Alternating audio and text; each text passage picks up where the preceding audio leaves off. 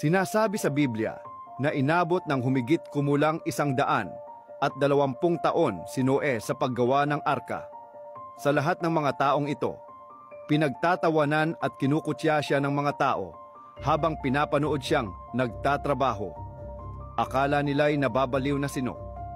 Nagtataka sila kung bakit gumugol ng ganoong kahabang panahon ang isang tao sa paggawa ng isang napakalaking barko, at ano raw ba ang silbi nito?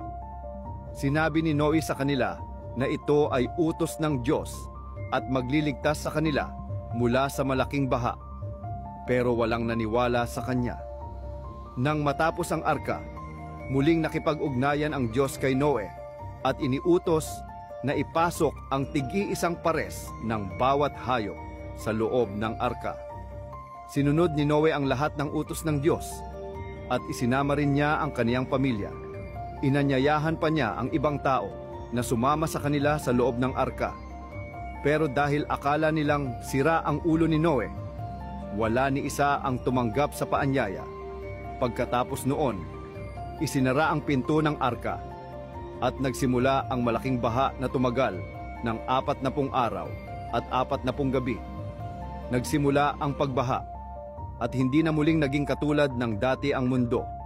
Pero ano nga ba ang nangyari sa loob ng arka pagkatapos nito?